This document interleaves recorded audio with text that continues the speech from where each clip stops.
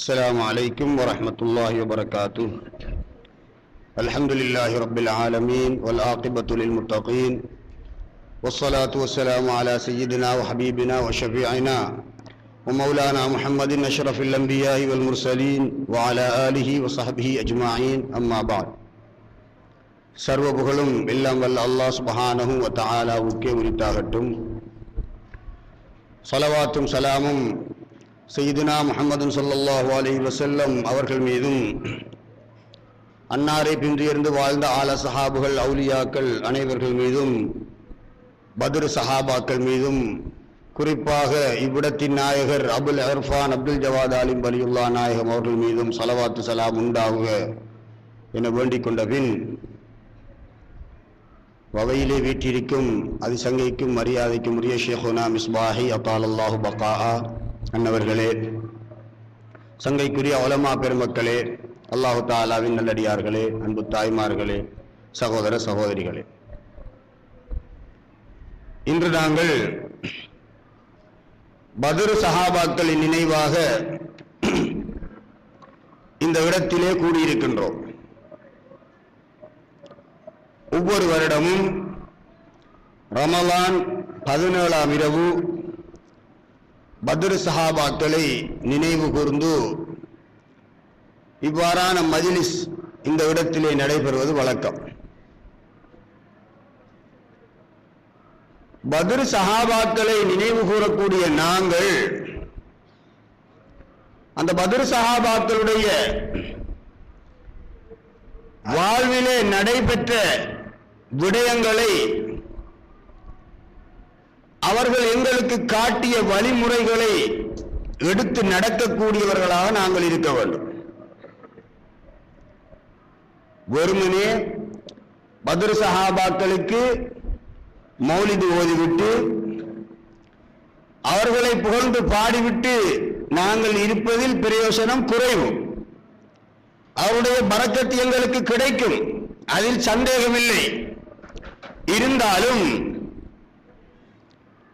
நபியுல்லாஹி ஸல்லல்லாஹு அலைஹி வஸல்லம் அவர்களோடு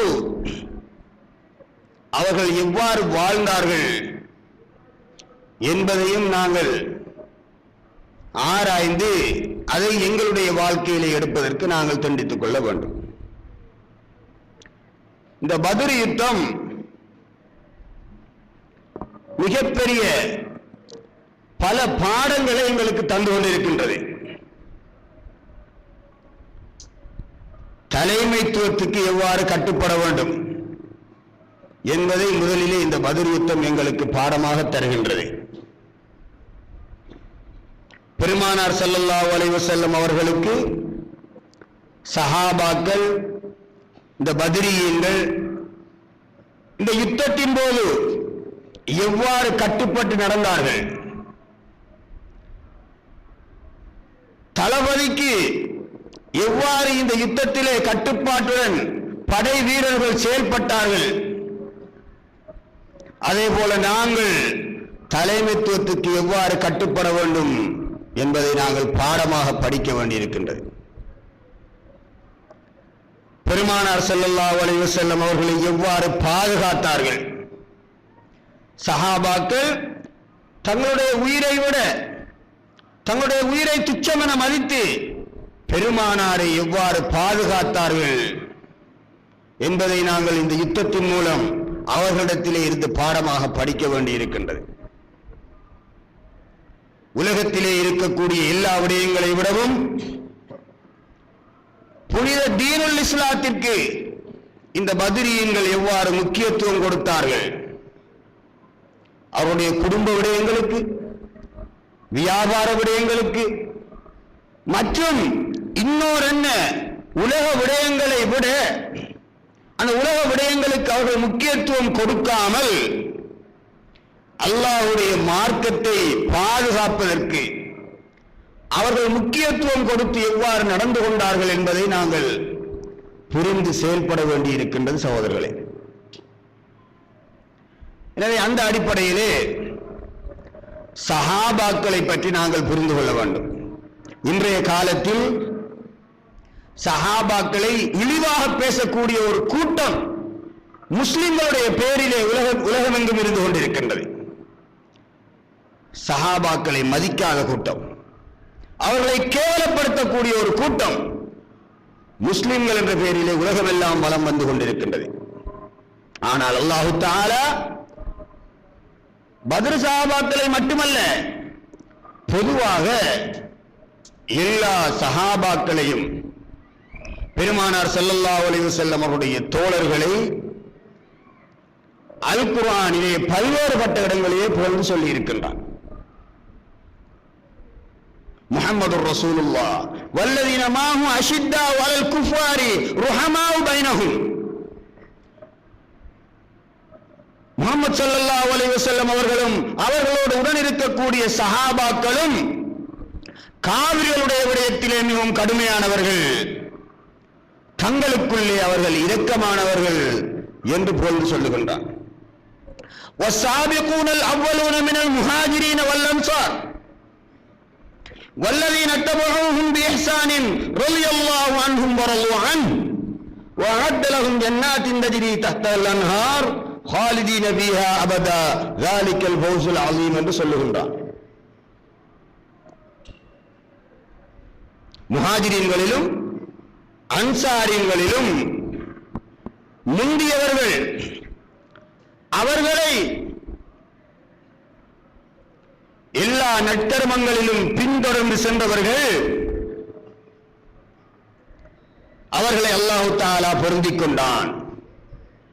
அவர்களுக்கு சொர்க்கத்தை தயாரித்து வைத்திருக்கின்றான். இது அவர்களுக்கு மகத்தான வெற்றி என்று அல்லாஹ் தஆலா சஹாபாக்களை பற்றி புகழ்ந்து சொல்லுகின்றான். لقد رضي الله عن المؤمنين إذ يبايعونك تحت الشجرة فعلم ما في قلوبهم فأنزل السكينة عليهم وأثابهم فتحا قريبا என்று புகழ்ந்து சொல்லுகின்றான்.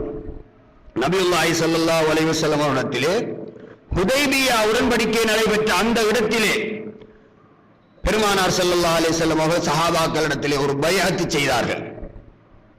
அந்த பைஅத் செய்த சஹாபாக்களை போன்று அல்லாஹ் தஆலா அல் குர்ஆனிலே சொல்லி காட்டுகின்றான். இவ்வாறு சஹாபாக்களை பற்றி அல்லாஹ் தஆலா பல்வேறு இடங்களிலே புகழ்ந்து சொல்லி இருக்கின்றான். ஏன்? பெருமானார் ஸல்லல்லாஹு அலைஹி வஸல்லம் அவர்களுக்கு இந்த தீனுல் இஸ்லாத்தை வளர்ப்பதற்காக தோளோடு தோள் கொடுத்து நின்று தங்களுடைய உயிரை தியாகம் செய்து பாடுபட்டவர்கள். இஸ்லாத்துடைய ஆரம்ப காலத்திலே உங்களுக்கு தெரியும், சஹாபாக்களுக்கு முஷ்ரிக்கீன்கள் பல்வேறுபட்ட தொல்லைகளை கொடுத்தார்கள்.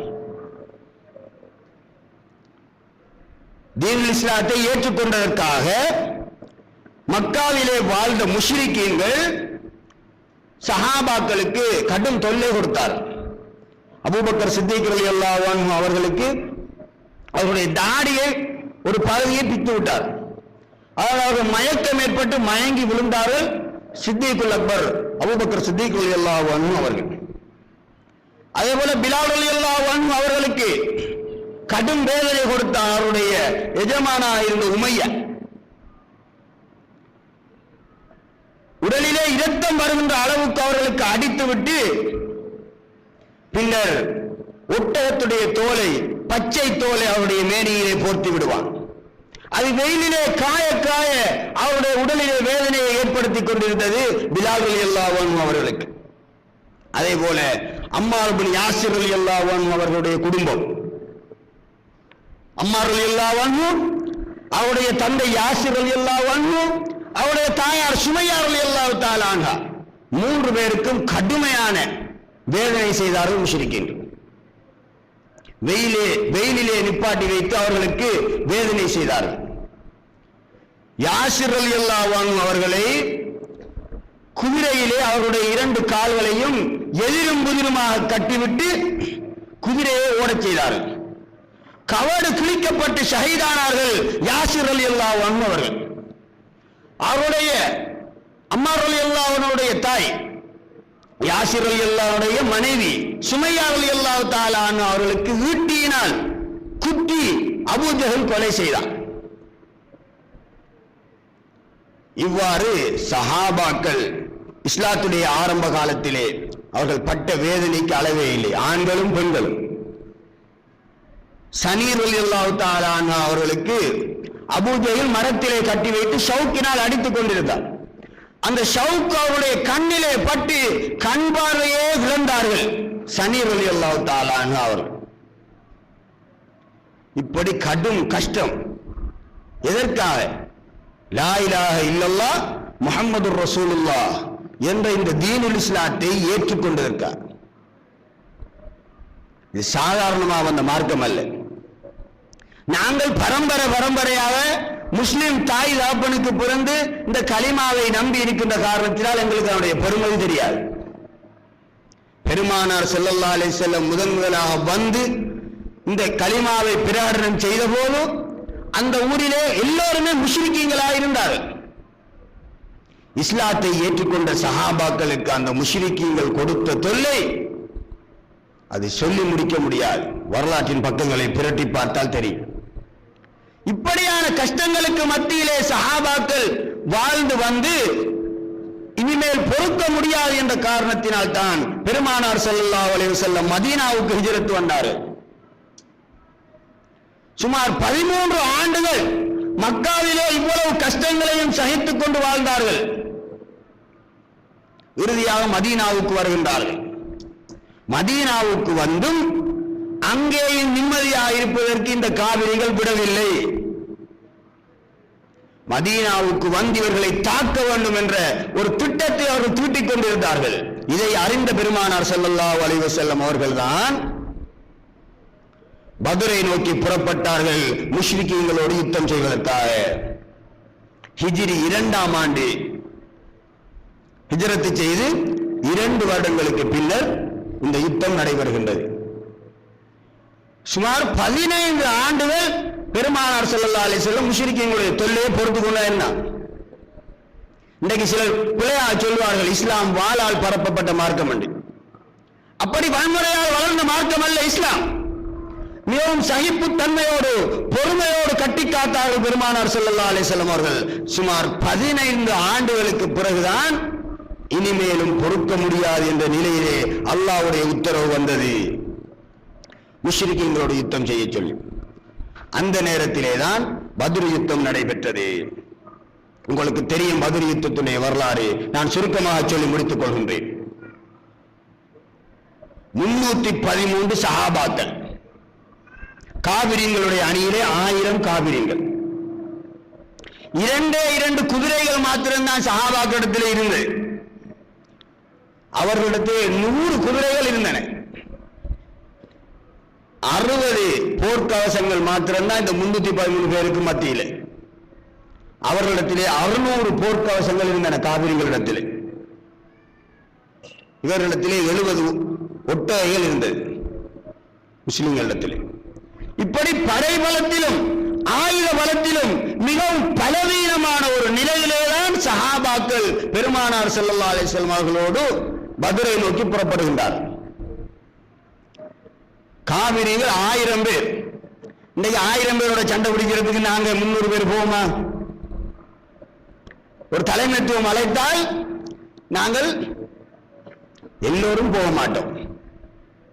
நிறைய கதைகள் பேசுவோம். எப்படி போற 1000 பேரோடு 300 பேர் போய் யுத்தம் செய்யலாமா? 313 பேர் நிச்சயமா தோற்று விடுவோம், அறிவில்லாமல் செல்கின்றார்கள் என்று எத்தனையோ கதைகள் வரும். எத்தனையோ அறிவாளிகள் தோன்றி விடுவார்கள்.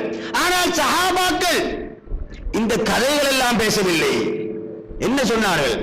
நீங்கள் கடலிலே குதிக்க சொன்னாலும் அல்லாஹ்வுடைய ரசூலே நாங்கள் குதிப்பதற்கு தயாராகத்தான் இருக்கின்றோம் என்ற அந்த உறுதியான உறுதியான நிலைப்பாட்டோடு தான் பத்ர் சஹாபாக்கள் பத்ர் யுத்தத்துக்கு புறப்பட்டார். 2 குதிரையை வச்சுட்டு 100 குதிரையோட வாரவனோட எப்படி யுத்தம் செய்யறேன்னு யோசிக்கல. 60 கவசத்தை வச்சுக்கொண்டு 313 பேர் எப்படி நாங்கள் போர்க்களத்திலே குறிப்பது என்று அவர்கள் யோசிக்கவில்லை. அல்லாஹ்வையும் அவனுடைய ரசூலையும் நம்பியவர்களாக அந்த யுத்தகலத்துக்கு செல்கின்றார்கள் பத்ர் சஹாபாக்கள். முஷ்ரிக்கீன்கள் 1000 பேரும் மக்காவிலிருந்து புறப்பட்டு ஒவ்வொரு நாளும் ஒவ்வொருத்தர் சாப்பாடு கொடுத்து வந்தாங்க. ஒரு நாளைக்கு சாதாரணமா 10 ஒட்டகைகள் அறுத்தாங்க. சில நாட்கள்ல 9 ஒட்டகைகள் அறுத்ததாகவும் வரலாறுகள் சொல்லுகின்றது. ஒரு நாளைக்கு 10 ஒட்டகைகள் அறுத்து, ஒரு ஒட்டகை அறுத்தா சாதாரணமா 100 பேரை சாப்பிடலாமா. எனவே 1000 பேரும் சாப்பிடுவதற்காக 10 ஒட்டகைகள் வீதம் அறுத்து அந்த முஷ்ரிக்கீன்களுடைய அணியிலே வந்த ஒவ்வொரு தலைவருடைய விருந்து ஒரு நாள். அபூஜஹலுடைய விருந்து முதலாவது நாள், 2வது நாள் உமையாவுடைய விருந்து, 3வது நாள் சுஹைல் இப்னு அம்ர், ஷைபா, உத்பா, நுபை, முனப்பி, இப்படி ஒவ்வொரு நாட்களும் ஒவ்வொரு நாள் விருந்து கொடுத்து தான் இந்த படையை சாச்சிட்டு வாராங்க. குடித்தவர்களாக போதை நிலையிலே ஆடல் பாடல்களுடன் இந்த பத்ர் யுத்தத்துக்காக அவர்கள் முஷ்ரிக்கீன்கள் வந்து சேர்கின்றார். சஹாபாக்கள் மிகவும் அமைதியானவர்களாக, பசித்தவர்களாக, தாகித்தவர்களாக வருகின்றார். அந்த வருஷம் தான் நோன்பு கடமையாகப்பட்டுச்சு. ரமலானும் ஹிஜ்ரி 2 இந்த ரமலானுடைய நோன்பும் ஹிஜ்ரி 2 தான் கடமையாக்கப்பட்டது. அப்ப அந்த 14வது நாள் தான் அவர்கள் பசித்தவர்களாக, தாய்த்தவர்களாக வருகின்றார்கள். யுத்த காலத்திலே தந்தையும் மகனும் எதிரும் புதிருமாக சந்திக்க வேண்டிய கட்டம். அபூபக்கர் சித்திக் ரலியல்லாஹு அன்ஹு அவர்கள் முஸ்லிம்களுடைய பக்கமும் அவருடைய மகன் அப்துர் ரஹ்மான் காபிரியங்களுடைய பக்கமும் அந்த நேரத்தில் இருந்தார். அதே போல அபூ ஹுலைஃபா ரலியல்லாஹு அன்ஹு அவர்கள் முஸ்லிம்களுடைய பக்கமும் அவருடைய தந்தை உத்பத் இப்னு ரபியா காபிரியங்களுடைய பக்கமும் இருந்தார். யுத்த காலத்திலே தந்தையும் மகனும் எதிர்த்து போராட வேண்டிய, வாளால் வெட்ட வேண்டிய ஒரு இக்கட்டான கட்டம். அங்கே பாசம் தடுக்கவில்லை. அபூ உபைதா இப்னு ஜர்ராஹ் ரலியல்லாஹு அன்ஹு அவர்கள் அவருடைய தந்தையே பத்ர் களத்திலே கொலை செய்தார். எப்படி மனநிலை?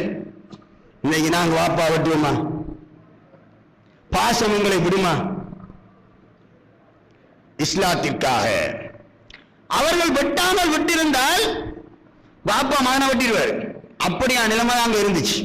எனவே சஹாபாக்கள் இரத்த பாசத்திற்கு அப்பால் அல்லாஹ்வுக்கும் அவருடைய ரசூலுக்குமாக அந்த யுத்தத்தை செய்தார்கள். பத்ர் யுத்தத்துக்கு வருகின்ற போது பெருமானார் ஸல்லல்லாஹு அலைஹி வஸல்லம் அவர்கள் முஸஅப் இப்னு உமைர் ரலியல்லாஹு அன்ஹு அவரிடத்தில் ஒரு கொடியை ஒப்படைத்திருந்தார்கள், ஒரு வெள்ளை நிற கொடி. அந்த கொடியை ஏந்தியவர்களாக முஸஅப் இப்னு உமைர் ரலியல்லாஹு அன்ஹு அவர்கள் முன்னே சென்றார்கள். இன்னும் 2 கொடிகள், கருப்பு நிற கொடிகளை பெருமானார் ஸல்லல்லாஹு அலைஹி வஸல்லம் அவர்கள் அலி இப்னு அபீ தாலிப் ரலியல்லாஹு அன்ஹு அவரிடத்திலும் ஸஅத் இப்னு முஆத் ரலியல்லாஹு அன்ஹு அவரிடத்திலும் கொடுத்திருந்தார். மொத்தம் 3 கொடிகள் அந்த பத்ர் யுத்தத்துக்கு வருகின்ற போது சஹாபாக்களால் ஏந்தி வரப்பட்டது. இது இஸ்லாமிய வரலாற்றில் கொடிக்கு வழங்கப்பட்டிருக்கக்கூடிய முக்கியத்துவத்தை உணர்த்துகின்றது. சஹாபாக்கள் கொடியை ஏந்தி கொண்டு வந்தார்கள். பெருமானார் ஸல்லல்லாஹு அலைஹி வஸல்லம் அவருடைய வலப்பக்கத்திலே ஜுபைர் இப்னு அவ்வாம் ரலியல்லாஹு அன்ஹு அவர்கள் ஒரு குதிரையிலும், இடப்பக்கத்திலே மிக்தாத் இப்னு அஸ்வத் ரலியல்லாஹு அன்ஹு அவர்கள் மற்றொரு குதிரையிலும் பெருமானாருக்கு பாதுகாப்பாக வந்தார்கள். 2 குதிரை, அந்த 2 பேரும் பெருமானார் ஸல்லல்லாஹு அலைஹி வஸல்லம் அவர்களுக்கு பாதுகாப்பாக வந்தார்கள். அதே போல பெருமானார் ஸல்லல்லாஹு அலைஹி வஸல்லம் அவர்களுக்கு யுத்த காலத்திலே ஒரு பந்தல் அமைத்து கொடுத்திருந்தார்கள் சஹாபாக்கள்.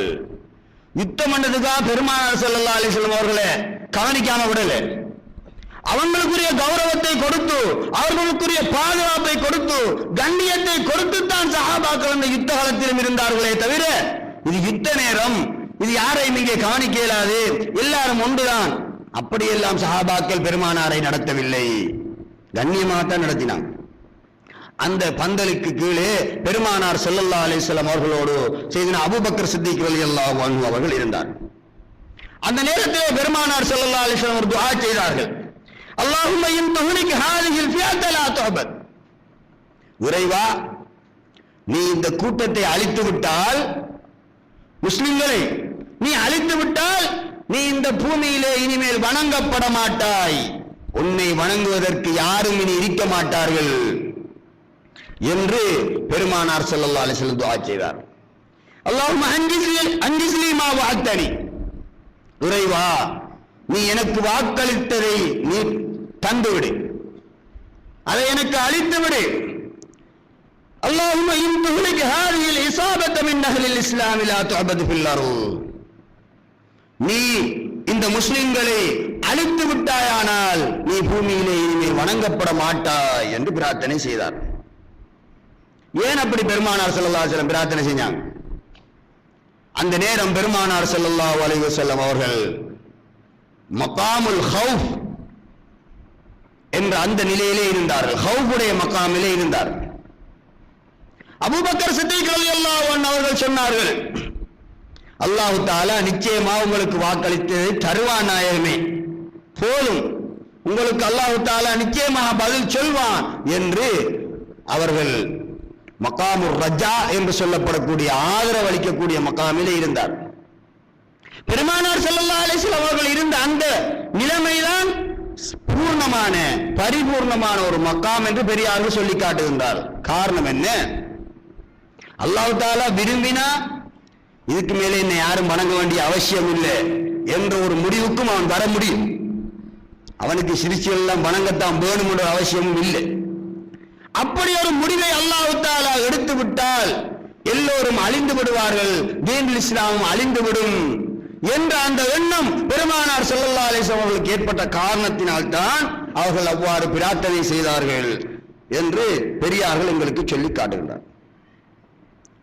இந்த நேரத்திலே, யுத்தம் நடைபெற்றுக் கொண்டிருக்கின்ற இந்த நேரத்திலே ஜிப்ரீல் அலைஹிஸ்ஸலாம் அவர்கள் யுத்த ஆயுதங்கள் தரித்தவர்களாக குதிரையிலே ஏறியவர்களாக வந்ததை பெருமானார் ஸல்லல்லாஹு அலைஹி வஸல்லம் அவர்கள் சஹாபாக்களுக்கு காட்டினார். மலக்குகள் கலந்து கொண்டார்கள். இந்த யுத்தத்திலே ஆயிரக்கணக்கான மலக்குகள் கலந்து கொண்டு யுத்தம் செய்தார். ஒரு சஹாபி ஒரு முஷ்ரிக்கை கொள்வதற்காக தொடர்ந்து செல்லுகின்றார், பின்னே செல்லுகின்றார். சென்று பார்க்கின்ற போது ஒரு மனிதர் குதிரையிலே வரக்கூடிய சத்தம் கேட்கின்றது, குதிரையை விரட்டக்கூடிய சத்தம் கேட்கின்றது. அண்ணாந்து பார்க்கின்றார், எவரையும் காணவில்லை. மீண்டும் பார்க்கின்றார், முன்னே நின்ற முஷ்ரிக்கு கொலை செய்யப்பட்டு கிடக்கின்றார். பெருமானார் ஸல்லல்லாஹு அலைஹி வஸல்லம் அவர்களிடத்திலே பிறகு வந்து இந்த விஷயத்தை சொன்னபோது அவர்கள் சொன்னார்கள், இது மூன்றாம் வானத்திலே இருந்து நமக்கு கிடைத்த உதவி என்று பெருமானார் ஸல்லல்லாஹு அலைஹி வஸல்லம் அவர்கள் சொல்லி காட்டினார். அலி ரலியல்லாஹு அன்ஹு சொல்லி காட்டுறாங்க, 3 முறை கடுமையான காற்று யுத்த களத்திலே வீசியது. முதலாவது காற்று வீசிய போது ஹஜ்ரத் ஜிப்ராயில் அலைஹிஸ்ஸலாம் அவர்கள் வந்து இறங்கினார்கள். இரண்டாவது காற்று வீசிய போது மீகாயில் அலைஹிஸ்ஸலாம் அவர்கள் வந்து இறங்கினார்கள். மூணாவது காற்று வீசிய போது இஸ்ராபீல் அலைஹிஸ்ஸலாம் அவர்கள் பத்ர் களத்திலே வந்து இறங்கினார்கள் என்று அலி இப்னு அபீ தாலிப் ரலியல்லாஹு அன்ஹு சொல்லி காட்டுகிறார்.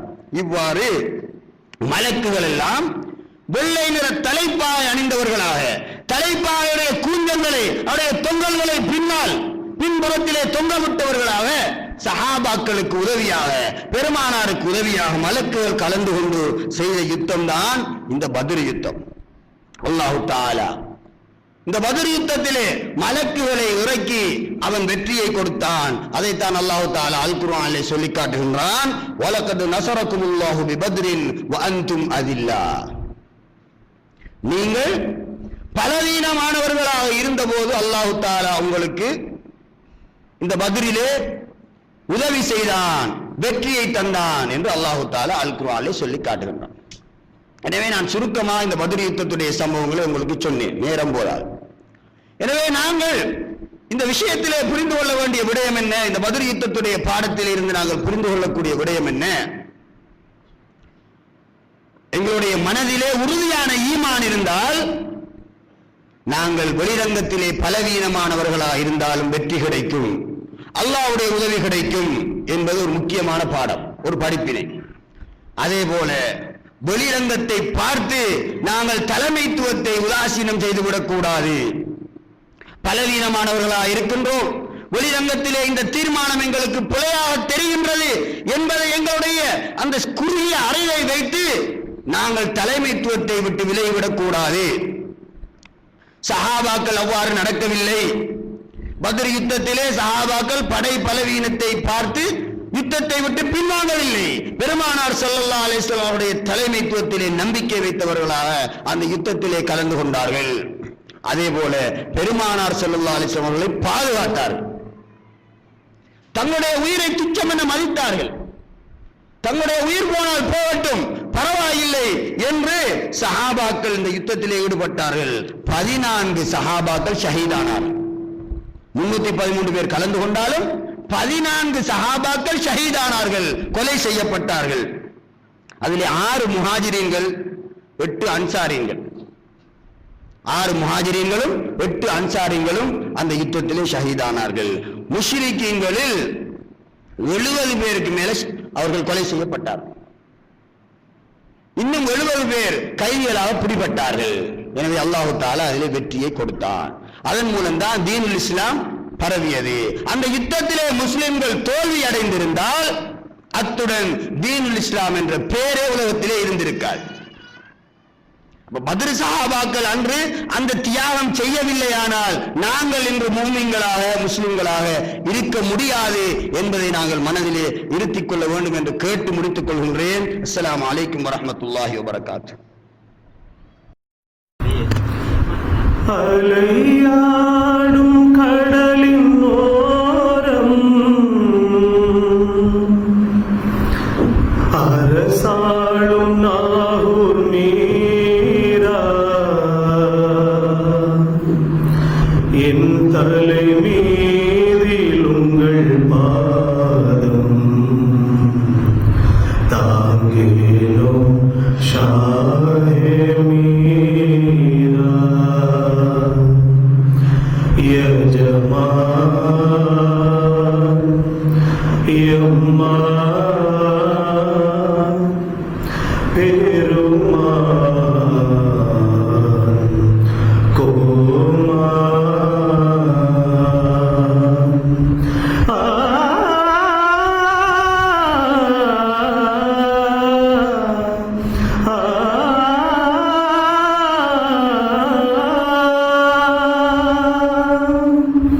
வெள்ளிக் கதவை தள்ளிக் கொண்டு உள்ளே வருவேன்.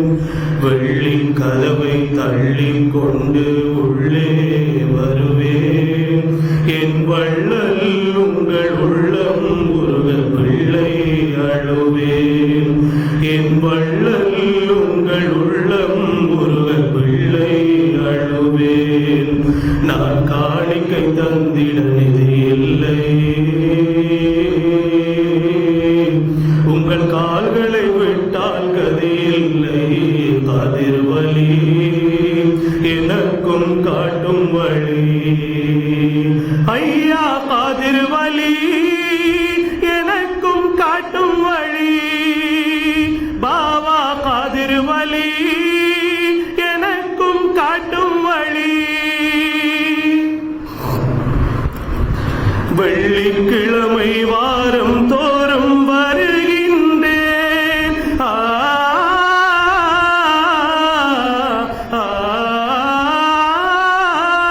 வெள்ளிக்கிழமை வாரம் தோறும் வருகின்றேன்.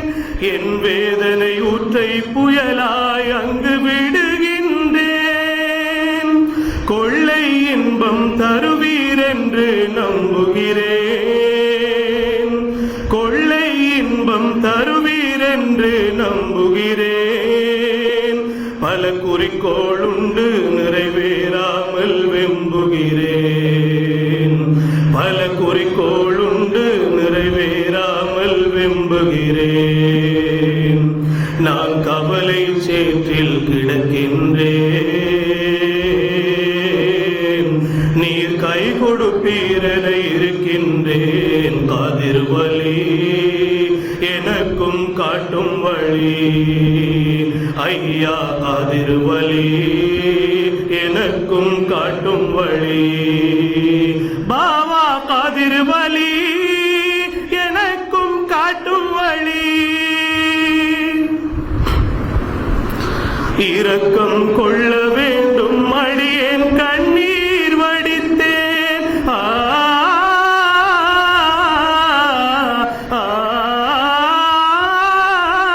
இரக்கம் கொள்ள வேண்டும் அடியேன் கண்ணீர் வடித்தேன். இனி எத்தனை நாளைக்கு இப்படியே நான் கல்லாயிருப்பேன். கருணை கடலே கவிதை என்னும் சொல்லால் தொடுப்பேன். கருணை கடலே கவிதை என்னும் சொல்லால் தொடுப்பேன். உங்கள் கல்புக்கனியை நிச்சயமாக கையால் எடுப்பேன். உங்கள் கல்புக்கனியை நிச்சயமாக கையால் எடுப்பேன். அதில் எனக்கும் உண்டு பாக்கியம். இங்கு எல்லோரும் உங்கள் பைத்தியம். அதில் எனக்கும் உண்டு பாக்கியம். இங்கு எல்லோரும் உங்கள் பைத்தியம். காதிர் வழி எனக்கும் காட்டும் வழி. ஐயா காதிர் வழி எனக்கும் காட்டும் வழி. ஐயா காதிர் வழி எனக்கும் காட்டும் வழி. ஐயா காதிர் வழி எனக்கும் காட்டும் வழி.